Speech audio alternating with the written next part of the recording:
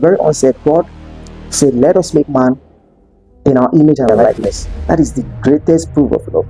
And when we fell short of that glory, he still came up with a better plan by sending Jesus. I know the sacrifice of Christ is a huge display of love. But before the sacrifice of Christ, there is something called sharing in the image. So the love of God first finds expression in us. And when it finds expression in us, it produces peace. When you know that God loves you, when you understand that His peace has been shared abroad in your heart, the next step is that it produces courage in you.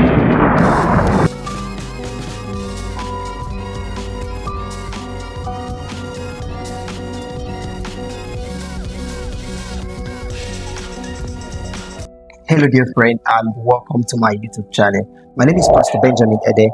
This is a space for building faith, strengthening hope, and pointing you to Jesus. If you haven't subscribed yet, the best you can do to support what we are doing here is just to click on the subscribe button and go a step further to turn on the notification bell so you'll be the first to know whenever we drop divinely inspired content. Alright, let's cut to the chase. So today we want to talk about something so profound, what I've titled Love, Peace, and Courage. Love, peace, and courage. Has it ever happened to you that a friend visited you? Maybe you both planned to hang out. And then he asks to use your perfume. And boom, you hesitate for a moment because right there in your bag is your favorite perfume. That expensive perfume, that designer perfume, and your regular perf. What? So talking about perf, I'm talking about a random perfume you use on random days and all that. Now, most of us, we have properties, we have clothes, we have shoes that we believe that we are the only ones that deserve to use them.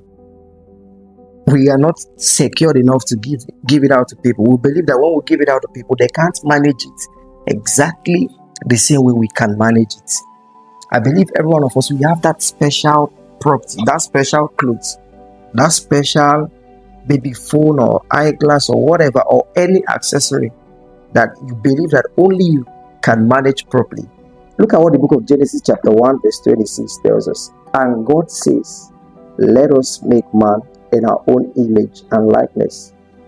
That is one of the greatest things that ever happened to mankind. That is an expression of love.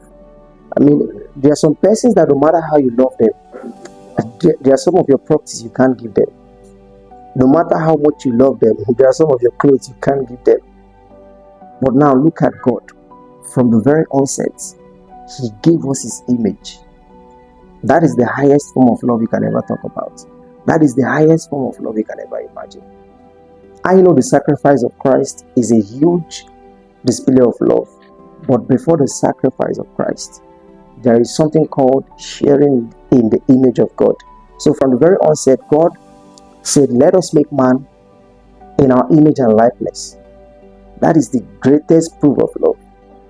That is the greatest proof of love. So, hence, I would define love as that nature of God that propels Him to do the best for mankind. That nature of God that propels Him to desire the best for mankind. That nature of God that propels Him, that pushes Him, that stirs Him up to desire the best for mankind, to the extent that He can give His only begotten Son. I'm driving at a point, follow me carefully. I'm driving at a point. So today I want us to look at what the love of God can actually do in our lives. What the love of God can do in our lives. There are so many things that the love of God can produce in our lives. But I want us, for the sake of this video, to look at just two things the love of God can produce in our life. And number one is peace. Number one is peace. Look at what the book of Ephesians chapter 6, verse 15, Apostle Paul, writing to the church at Ephesus, he says, for shoes, put on the peace that comes from the good news so that you will be fully prepared. This is so powerful. Apostle Paul was writing to the church at Ephesus, telling them, for the shoes you have to put on for the warfare we are talking about, you put on the peace that comes from what Christ has done, the good news. So what is this good news all about? Talking about God again. From the very onset, He started by allowing us to share in His image. And when we fell short of that glory, He still came up with a better plan. He still came up with something better by sending Jesus.